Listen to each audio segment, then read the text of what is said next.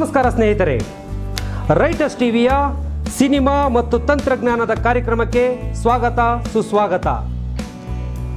ಒಂದು ಸಿನಿಮಾವನ್ನು ನಿರ್ಮಾಣ ಮಾಡಬೇಕಾದರೆ ಕತೆ, ಚಿತ್ರಕಥೆಗೆ ತಕ್ಕಂತೆ ಕಲಾವಿದರು, ತಂತ್ರಜ್ಞರು ಎಷ್ಟು ಮುಖ್ಯವೋ ಚಿತ್ರೀಕರಣಕ್ಕೆ ಸ್ಥಳಗಳು ಅಂದರೆ ಲೊಕೇಶನ್ಗಳು ಅಷ್ಟೇ ಪ್ರಮುಖವಾದ ವಿಷಯವಾಗಿದೆ. ಒಂದು ಸಿನಿಮಾ ನಿರ್ಮಾಣ ಮಾಡಬೇಕಾದರೆ ಲೊಕೇಶನ್ ಹುಡುಕಲು ನಿರ್ಮಾಪಕರು ಪಡುವ ಕಷ್ಟ ಕಾರ್ಪಣ್ಯಗಳ ಬಗ್ಗೆ ನಾವಿಬ್ರು ಈ ದಿನ ಮಾತಾಡ್ತಾ ಇದ್ದೀವಿ. ನಮ್ಮ ಜೊತೆ ಇದ್ದಾರೆ ತುಕಾರಾಮ್ ಅವರು. ಒಂದು ಸಿನಿಮಾ ಅಂದಮೇಲೆ ಪ್ರಮುಖವಾದ ಪಾತ್ರ ವಹಿಸೋದು ಆ ಚಿತ್ರದ ಲೊಕೇಶನ್ ಇದೆ. ಕಥೆನ ಹೇಳುವುದರ ಜೊತೆಗೆ ಆ ಸ್ಥಳಗಳ ಆಯ್ಕೆಗಳಲ್ಲಿ ನಿರ್ದೇಶಕನ ಪಾತ್ರ ದೊಡ್ಡದಾಗಿರುತ್ತೆ. ನಿರ್ದೇಶಕನ ಪಾತ್ರ ಕಥೆಗೆ ಪೂರಕವಾದಂಥ ಸ್ಥಳಗಳು ಕೊಟ್ಟರೆ, ನಿರ್ಮಾಪಕ ಆ ಸ್ಥಳಗಳ ಪರಿಶೀಲನೆ ಮತ್ತು ಅದಕ್ಕೆ ಅನುಮತಿ ಪಡೆಯುವಂತಹ ಕೆಲಸಕ್ಕೆ ಕಷ್ಟಕರವಾದ ಕೆಲಸ ಅದು. ಗಿರಿಧರ್ ಸರ್, ನೀವು ಕೂಡ ಒಬ್ಬರು ನಿರ್ಮಾಪಕರು, ನಿರ್ದೇಶಕರು. ಹೌದು. ಪರಿಮಳ ಡಿಸೋಜಾ 25 ದಿನಗಳ ಸುದೀರ್ಘ ಒಂದು ಶೆಡ್ಯೂಲ್ನಲ್ಲಿ ಫಿನಿಶ್ ಮಾಡಿದ್ದೀರಾ. ಹೌದು. ಅದ್ರ ಜೊತೆಯಲ್ಲಿ ಈಗ ಪೋಸ್ಟ್ ಪ್ರೊಡಕ್ಷನ್ ಕೆಲಸ ನಡೀತಿದೆ, ಕೊನೆಯ ಹಂತದ ಚಿತ್ರೀಕರಣ ಬ್ಯಾಲೆನ್ಸ್ ಇದೆ. ಇತ್ತೀಚಿನ ದಿನಗಳಲ್ಲಿ ಸ್ಥಳೀಯವಾಗಿ ಅಥವಾ ಹೊರಾಂಗಣವಾಗಿ ನಿಮಗೆ ಒಂದು ಲೊಕೇಶನ್ ಪರ್ಮಿಷನ್ಗೆ ಯಾವ್ಯಾವ ರೀತಿ ಒಂದು ನಿರ್ಮಾಪಕನಿಗೆ ಯಾವ ರೀತಿ ಕಷ್ಟಗಳು ಎದುರಾಗ್ತವೆ, ಯಾವ ರೀತಿ ಪರ್ಮಿಷನ್ ಲೆಟರ್ಗಳನ್ನ ನೀವು ತಗೊಳ್ಬೇಕಾಗುತ್ತೆ, ಅದ್ರ ಜೊತೆಯಲ್ಲಿ ಪರ್ಮಿಷನ್ ಲೆಟರ್ಗೆ ನೀವು ಫೀಸ್ ಕಟ್ತೀರಾ, ಏನೋ ಒಂದು ಸ್ಮಾಲ್ ಅಮೌಂಟ್ ಇರುತ್ತೆ, ಅದನ್ನು ಸರ್ಕಾರದ ವತಿಯಲ್ಲಿ ಕಟ್ತೀರಾ. ಸ್ಥಳೀಯವಾಗಿ ಶೂಟಿಂಗ್ ಮಾಡುವ ಜಾಗಕ್ಕೆ ಹೋದಾಗ ಅಲ್ಲಿ ಎದುರಾಗುವಂಥ ಸಮಸ್ಯೆಗಳೇನು, ಮತ್ತು ಅಲ್ಲಿ ಪೊಲೀಸ್ ಸ್ಟೇಷನ್ ಲಿಮಿಟ್ಸ್ನಲ್ಲಿ ನೀವು ಯಾವ್ಯಾವ ರೀತಿ ಮುನ್ನೆಚ್ಚರಿಕೆ ತಗೊಳ್ಬೇಕಾಗುತ್ತೆ. ಇದು ಎಷ್ಟು ಕಷ್ಟವಾದ ಕೆಲಸ ಅಂತ ತೆರೆ ಹಿಂದೆ ಇರೋರಿಗೆ ಗೊತ್ತಿರುತ್ತೆ, ತೆರೆ ಮುಂದೆ ಬರೋರಿಗೆ ಗೊತ್ತಾಗಲ್ಲ. ಹೌದು. ಇದನ್ನು ಸ್ವಲ್ಪ ವಿವರವಾಗಿ ನಮ್ಮ ವೀಕ್ಷಕರಿಗೆ ಹೇಳಿದ್ರೆ ಇವತ್ತು ಅನುಕೂಲ ಆಗುತ್ತೆ. ಒಂದು ಚಲನಚಿತ್ರವನ್ನು ಚಿತ್ರೀಕರಣ ಮಾಡಬೇಕಾದ್ರೆ ನಾವು ಕರ್ನಾಟಕ ರಾಜ್ಯದ ವಾರ್ತಾ ಮತ್ತು ಸಾರ್ವಜನಿಕ ಸಂಪರ್ಕ ಇಲಾಖೆಗೆ 15,000 ರೂಪಾಯಿಗಳನ್ನು ಶುಲ್ಕವನ್ನು ಕಟ್ಟಿ ಅನುಮತಿ ಪಡೆದು ನಂತರ ಚಿತ್ರೀಕರಣ ಮಾಡಲು ಪ್ರಾರಂಭಿಸ್ತಾನೆ. ಅಂದರೆ ಅದರ ಬಿಫೋರ್ ನೀವು ಪ್ಲೇಸ್ಗಳನ್ನ ಸೆಲೆಕ್ಟ್ ಮಾಡಿರ್ತೀರಾ ಲೊಕೇಶನ್ಗೆ. ಹೌದು. ಸೊ ನಿರ್ದಿಷ್ಟವಾದ ಜಾಗಕ್ಕೆ, ನಿರ್ದಿಷ್ಟ ಸ್ಥಳಗಳಿಗೆ. ಅದರಲ್ಲಿ ಪುರಾತತ್ವ ಇಲಾಖೆ ಸಂಬಂಧಪಟ್ಟಿರುವಂಥ ಸ್ಥಳಗಳು, ಪ್ರೇಕ್ಷಣೀಯ ಸ್ಥಳಗಳು ಅಥವಾ ಅನೇಕ ದೇವಾಲಯಗಳು, ಈ ತರ ಒಂದಷ್ಟು ಕೆಲವು ರಿಸ್ಟ್ರಿಕ್ಷನ್ ಇರ್ತವೆ. 100% ಇದೆ, ನೀವು ಹೇಳಿದ್ ಕರೆಕ್ಟ್. ಈ ಪ್ರದೇಶಗಳಲ್ಲಿ ಶೂಟಿಂಗ್ ಮಾಡ್ಬೇಕಾದ್ರೆ, ಎಕ್ಸಾಂಪಲ್ ದೇವಾಲಯಗಳಲ್ಲಿ ಶೂಟಿಂಗ್ ಮಾಡ್ಬೇಕಾದ್ರೆ ಮುಜರಾಯಿ ಇಲಾಖೆಯಿಂದ ಅನುಮತಿ ತಗೋಬೇಕು. ಮತ್ತು ಅರಣ್ಯ ಪ್ರದೇಶಗಳಲ್ಲಿ ಶೂಟಿಂಗ್ ಮಾಡಿದ್ರೆ ಅರಣ್ಯ ಇಲಾಖೆಯಿಂದ, ಮತ್ತು ಪ್ರವಾಸಿ ಸ್ಥಳಗಳಲ್ಲಿ ಶೂಟಿಂಗ್ ಮಾಡೋದಾದ್ರೆ ಪ್ರವಾಸೋದ್ಯಮ ಇಲಾಖೆಯಿಂದ, ಪುರಾತನ ಹಾಗೂ ಐತಿಹಾಸಿಕ ಪ್ರದೇಶಗಳಿದ್ರೆ ಅಲ್ಲಿ ಅಂದ್ರೆ ಭಾರತ ಸರ್ಕಾರದ ASI ಅಂತೀವಿ, ಅಂದ್ರೆ ಆರ್ಕಿಯಾಲಜಿಕಲ್ ಸರ್ವೆ ಆಫ್ ಇಂಡಿಯಾ, ಇದರಲ್ಲಿ ನಾವು ಅಪ್ರೂವಲ್ ತಗೋಬೇಕಾಗುತ್ತೆ. ಮತ್ತು ಇದಲ್ಲದೆ ರಾಜ್ಯ ಸರ್ಕಾರದೊಂದಿದೆ ಆರ್ಕಿಯಾಲಜಿಕಲ್ ಮ್ಯೂಸಿಯಂ ಅಂಡ್ ಹೆರಿಟೇಜ್ ಇಲಾಖೆ, ಅದರಿಂದನೂ ಕೂಡ ಅನುಮತಿ ತಗೊಂಡು ಇದಕ್ಕೆ ಆದ ಸಪ್ರೇಟ್ ಶುಲ್ಕವನ್ನು ಕಟ್ಟಿ ನಂತರ ಶೂಟಿಂಗ್ ಮಾಡಬೇಕಾಗುತ್ತೆ. ಸೊ ಅಲ್ಲಿ 15,000 ಕಟ್ಟೋದಲ್ಲದೆ ಇಲ್ಲಿಗೂ ಬೇರೆ ರೀತಿಯಲ್ಲಿ ನಾವು ಕಟ್ಟಬೇಕು. ಅದು ಅದರಲ್ಲೂ ನಿರ್ದಿಷ್ಟವಾದ ಜಾಗ. ಯಾವುದೋ ಒಂದು ದೇವಾಲಯ ಅಂದ್ರೆ ಆ ದೇವಾಲಯಕ್ಕೆ ಮಾತ್ರ ಕಟ್ಟಿರ್ತೀವಿ ನಾವು, ಅಷ್ಟು ಕಟ್ಟಿರ್ತೀವಿ, ಆ ದೇವಾಲಯದಲ್ಲಿ ತೆಗಿಬೇಕಾಗುತ್ತೆ. ಅದಲ್ಲದೆ ರೈಲ್ವೆ ನಿಲ್ದಾಣ ಆಗ್ಬೋದು, ಬಸ್ ನಿಲ್ದಾಣ ಆಗ್ಬೋದು, ವಿಮಾನ ನಿಲ್ದಾಣ ಆಗ್ಬೋದು, ಇಲ್ಲೆಲ್ಲ ತೆಗೆದ್ರೆ ಅದಕ್ಕೆ ಆದಂಥ ಇಲಾಖೆಗಳಿರ್ತವೆ. ಆ ಇಲಾಖೆಗೆ ನಾವು ಸಪ್ರೇಟ್ ಶುಲ್ಕವನ್ನು ಕಟ್ಟಿ ಅನುಮತಿ ಪಡೆದು ನಂತರ ಶೂಟಿಂಗ್ ಮಾಡಬೇಕಾಗುತ್ತೆ. ಸೊ ಇದು ಒಬ್ಬ ನಿರ್ಮಾಪಕನಿಗೆ ಎಷ್ಟು ಕಷ್ಟವಾದ ಕೆಲಸ. ಹೌದು, ನಿಜವಾಗ್ಲೂ ಒಂದು ಸಿನಿಮಾ ಮಾಡ್ಬೇಕಾದ್ರೆ ಇಷ್ಟೆಲ್ಲ ಇಲಾಖೆಯಿಂದ ತಗೋಬೇಕಾಗುತ್ತೆ. ಅಕಸ್ಮಾತ್ ನಾವು ಸಿನಿಮಾದಲ್ಲಿ ಪ್ರಾಣಿಗಳನ್ನಾಗಲಿ ಪಕ್ಷಿಗಳನ್ನಾಗಲಿ ಬಳಸಿ ಚಿತ್ರೀಕರಣ ಮಾಡಿದರೆ ಅಥವಾ ಮಾಡಿಬಿಟ್ಟಿದ್ರೆ ಇದಕ್ಕೆ ಅನುಮತಿಯನ್ನು ಹರಿಯಾಣದ ಫರೀದಾಬಾದ್ನಲ್ಲಿರುವ ಭಾರತ ಸರ್ಕಾರದ animal welfare board of India ಇದರಿಂದ ಅನುಮತಿಯನ್ನು ಪಡೆದು ನಂತರ ಚಿತ್ರೀಕರಣ ಮಾಡಬೇಕು.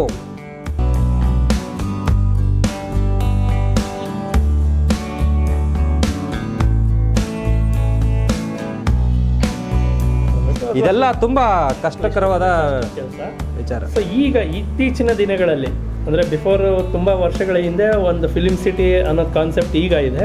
ಮುಂಚೆ ಎಲ್ಲ ಸ್ಟುಡಿಯೋಸ್ ಅಂತ ನಾವು ಹೇಳ್ತಿದ್ವಿ, ಸಿಂಗಲ್ ಫ್ಲೋರ್ ಶೂಟಿಂಗ್ ಅಂತ. ಅದು ತುಂಬ ಜನಕ್ಕೆ ಗೊತ್ತಿರಲಿಲ್ಲ. ಹೊರಾಂಗಣ ಅಂತ ಬಂದಾಗ ಕೆಲವು ಸಲ ನಾವು ಮಳೆ ಸೀಕ್ವೆನ್ಸ್ ಮಾಡೋ ಟೈಮಲ್ಲಿ ಇನ್ನೇನೋ ಸಪೋರ್ಟ್ ಮಾಡಲ್ಲ ನೇಚರು. ಸೊ ಪರ್ಮಿಷನ್ಗೆ ಮತ್ತೆ ಎಕ್ಸ್ಟ್ರಾ ಕಾಸ್ಟ್ ಆಗುತ್ತೆ.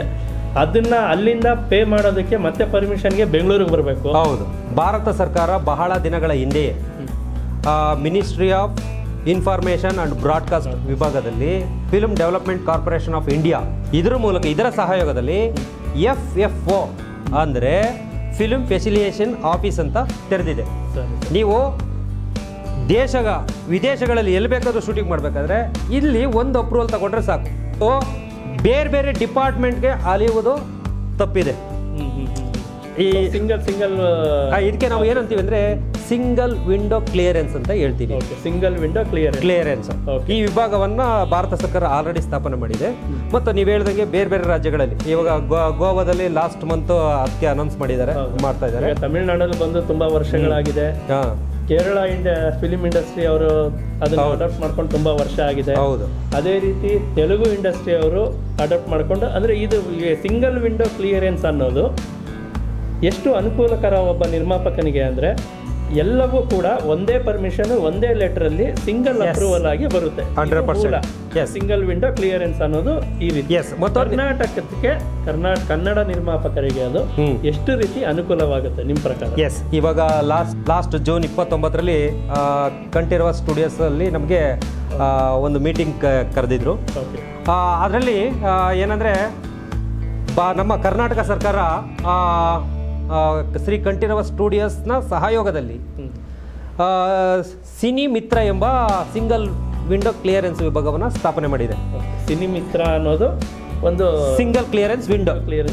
ಎಸ್. ಇದ್ರ ಮೂಲಕ ನಮ್ಮ ಕರ್ನಾಟಕದ ನಿರ್ಮಾಪಕರಾಗ್ಬೋದು, ಬೇರೆ ಎಲ್ಲರೂ ಯಾವುದೇ ನಿರ್ಮಾಪಕರಾದ್ರು ಚಿತ್ರೀಕರಣ ಮಾಡಬೇಕಾದ್ರೆ ಕರ್ನಾಟಕದ ಎಲ್ಲಿ ಬೇಕಾದ್ರೆ ಯಾವ ಪ್ಲೇಸ್ ಹೇಳ್ತಾರೆ ಆ ಪ್ಲೇಸ್ನ ಚೂಸ್ ಮಾಡಿ ನಾವು ಇಂತಿಷ್ಟು ಅಮೌಂಟ್ ಅಂತ ಕಟ್ಬಿಟ್ರೆ ಬೇರೆ ಬೇರೆ ಪ್ಲೇಸ್ ಹೇಳ್ತಲ್ಲ, ಮುಜರಾಯಿ ಇಲಾಖೆ ಆಗ್ಬೋದು, ಅರಣ್ಯ ಇಲಾಖೆ ಆಗ್ಬೋದು, ಯಾವುದೇ ಇಲಾಖೆಗೆ ಅಲಿಯುವಂಥ ಪ್ರಮೇಯವೇ ಇಲ್ಲ. ಸೊ ಟಿಕ್ ಮಾಡಿ ಸೆಲೆಕ್ಟ್ ಮಾಡಿ ಇಷ್ಟು ಪ್ಲೇಸ್ ನಮ್ಮ ಶೆಡ್ಯೂಲ್ದು ಅಂತ ಇದಕ್ಕೆ ನಾವು ಸಿಂಗಲ್ ವಿಂಡೋ ಕ್ಲಿಯರೆನ್ಸ್ ಕೊಡಿ ಅಂತ ನಾವು ಅಪ್ರೂವಲ್ ತಗೋಬಹುದು. ಎಸ್. ಇದ್ರ ಮೂಲಕ ನಮಗೆ ನಿರ್ಮಾಪಕರು ಬೇರೆ ಬೇರೆ ಇಲಾಖೆಗಳು ಅಲಿಯೋದು ತಪ್ಪುತ್ತೆ. ನೆಕ್ಸ್ಟ್ ಎಲ್ಲ ಸಿನಿಮಾಗಳೆಲ್ಲ ಇಲ್ಲ ನೀವು ಕಂಠೀರವ ಸ್ಟುಡಿಯೋದಲ್ಲೇ ರಿಜಿಸ್ಟರ್ ಮಾಡಿಸ್ಬೇಕು, ಅಪ್ರೂವಲ್ ತಗೋಬೇಕು, ಅನುಮತಿ ತಗೋಬೇಕು.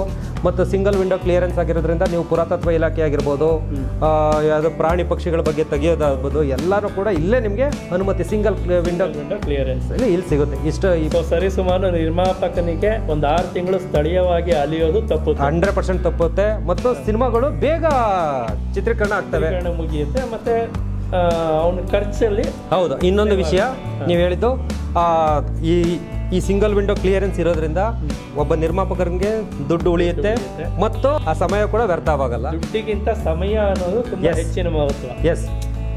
Time is money. ಎಸ್, ಗೊತ್ತಾಗುತ್ತೆ. ಮತ್ತು ನೀವು ಹೆಚ್ಚಿನ ಮಾಹಿತಿಯನ್ನು ತಿಳಿಬೇಕಾದ್ರೆ ನಾವು ಈ ಡಿಸ್ಕ್ರಿಪ್ಷನ್ ಬಾಕ್ಸ್ನಲ್ಲಿ ಎಲ್ಲ ವೆಬ್ಸೈಟ್ನ ಲಿಂಕ್ಸ್ನು ಹಾಕಿದ್ದೀವಿ. ಆ ಲಿಂಕನ್ನು ನೀವು ನೋಡಿದ್ರೆ ನಿಮಗೆ ಫುಲ್ ಬ್ರೀಫ್ ಇನ್ಫಾರ್ಮೇಷನ್ ಸಿಗುತ್ತೆ. ನೆಕ್ಸ್ಟ್ ನೀವು ಸಿನಿಮಾಗಳನ್ನು ಮಾಡಬೇಕಾದ್ರೆ ಇನ್ಮೇಲೆ ಸಿನಿಮಾ ನಿರ್ಮಾಣಕ್ಕೆ ಅಪ್ರೂವಲ್ ತಗೋಬೇಕಾದ್ರೂ ಕೂಡ 15,000 ಏನು ಕಟ್ತೀವಿ ಅದನ್ನು ಕೂಡ ಸಿನಿಮಿತ್ರದಲ್ಲೇ ಕಟ್ಟಬೇಕಾಗುತ್ತೆ. ಮತ್ತು ಯಾವುದೇ ಪುರಾತತ್ವ ಇಲಾಖೆ ಆಗ್ಬೋದು, ಎಲ್ಲೇ ನೀವು ಶೂಟಿಂಗ್ ಮಾಡ್ಬೇಕಾದ್ರೆ ಅರಣ್ಯ ಇಲಾಖೆ ಆಗ್ಬೋದು, ಕರ್ನಾಟಕ ರಾಜ್ಯದಲ್ಲಿ ಎಲ್ಲೇ ಚಿತ್ರೀಕರಣದ ಪರ್ಮಿಷನ್ಗೆ ಈ ಸಿನಿ ಮಿತ್ರ ಅನ್ನೋದು ಸಿಂಗಲ್ ವಿಂಡೋ ಕ್ಲಿಯರೆನ್ಸ್ ಅಪ್ರೂವಲ್ ಕೊಡುತ್ತೆ. ಹೌದೌದು. ಇದು ಶ್ರೀ ಕಂಠೀರವ ಸ್ಟುಡಿಯೋಸ್ನ ಸಹಯೋಗದಲ್ಲಿ ಸಿನಿ ಮಿತ್ರ ಎಂಬ ಸಿಂಗಲ್ ವಿಂಡೋ ಕ್ಲಿಯರೆನ್ಸ್ನಲ್ಲಿ ಕಾರ್ಯನಿರ್ವಹಿಸ್ತಿದೆ. ಸೊ ನಿರ್ಮಾಪಕರಿಗೆ ಸಾಧ್ಯವಾದಷ್ಟು ಪೂರಕವಾದ ರೀತಿಯಲ್ಲಿ ಕರ್ನಾಟಕ ಸರ್ಕಾರ ಅನುವು ಮಾಡಿಕೊಟ್ಟಿದೆ. ಭಾರತ ಸರ್ಕಾರ ಕೂಡ ಇದಕ್ಕೆ ಅನುವು ಮಾಡಿಕೊಟ್ಟಿದೆ. ಸೊ ಇನ್ನು ಮುಂದೆ ನಿರ್ಮಾಪಕರ ಕಷ್ಟ ಸಾಧ್ಯವಾದಷ್ಟು ದೂರ ಆಗಲಿ, ಸಮಯ ಉಳಿಲಿ, ಇದೇ ರೀತಿ ಹೆಚ್ಚು ಚಿತ್ರಗಳು ನಿರ್ಮಾಪಕನಿಗೆ ವರ ಆಗಲಿ ಅಂತ ಈ ಕಾರ್ಯಕ್ರಮನ ಮುಗಿಸ್ತಿದ್ದೀವಿ. ಈ ಕಾರ್ಯಕ್ರಮದ ಮೂಲ ಉದ್ದೇಶ ನಿರ್ಮಾಪಕನ ಸ್ಥಳೀಯ ಅಂದರೆ ಲೊಕೇಶನ್ಗಳ ವಿಚಾರವಾಗಿ ಈ ಡಿಸ್ಕಷನ್ ಆಯಿತು. ಇದು ಕ್ಲಿಯರೆನ್ಸ್ ಆಗಿದೆ ಅಂದರೆ ಸಿಂಗಲ್ ವಿಂಡೋ ಕ್ಲಿಯರೆನ್ಸಲ್ಲಿ ಸಿನಿ ಮಿತ್ರ ಅನ್ನೋ ಒಂದು ಆಫೀಸಲ್ಲಿ ಕಂಠೀರವ ಸ್ಟುಡಿಯೋಸ್ನಲ್ಲಿದೆ. ಅಲ್ಲೋಗಿ ಯಾರು ಬೇಕಾದರೂ ಅಪ್ರೂವಲ್ ತಗೋಬಹುದು. ನೀವು ಹೋಗ್ಲೇಬೇಕಾಗಿಲ್ಲ, ವೆಬ್ಸೈಟಲ್ಲೇ ಎಲ್ಲ ಅಪ್ಲೈ ಮಾಡಿದ್ರು ಆನ್ಲೈನ್ ಕೂಡ ತಗೋಬಹುದು. ಹೌದು, ಆನ್ಲೈನಲ್ಲಿ ಮೊದಲು ಓದಿ ಅದಾದಮೇಲೆ ನೀವು ಅಲ್ಲಿಗೋಗಿ ವಿಚಾರ ಮಾಡಿ. ಓಕೆ. ರೈಟರ್ಸ್ ಟಿವಿಯಲ್ಲಿ ಇದೇ ರೀತಿ ಹೆಚ್ಚಿನ ಮಾಹಿತಿಗಳನ್ನು ನಾವು ನಿಮಗೆ ಪ್ರತಿ ಕ್ಷಣ ಪ್ರತಿ ದಿನ ಕೊಡ್ತಾ ಇರ್ತೀವಿ. ಬೇರೆ ಬೇರೆ ಹೊಸ ಪ್ರೋಗ್ರಾಮ್ಗಳನ್ನು ನಿಮಗೆ ನೋಡಿಸ್ತಾ ಇರ್ತೀವಿ. ಹೆಚ್ಚಿನ ಮಾಹಿತಿಗಾಗಿ ಸಬ್ಸ್ಕ್ರೈಬ್ ಆಗಿ, ಲೈಕ್ ಮಾಡಿ, ಶೇರ್ ಮಾಡಿ ಮತ್ತು ಕಾಣ್ತಿದ್ರೆ ಬೆಲ್ ಬಟನ್ ಒತ್ತಿ. ಮುಂದಿನ ಕಾರ್ಯಕ್ರಮದಲ್ಲಿ ನಾನು ನಿಮಗೆ ಸಿಗ್ತೀನಿ ರೈಟರ್ಸ್ ಟಿವಿಯಲ್ಲಿ. ಜೈ ಹಿಂದ್, ಜೈ ಕರ್ನಾಟಕ. ಜೈ ಹಿಂದ್, ಜೈ ಕರ್ನಾಟಕ. ನಮಸ್ಕಾರ.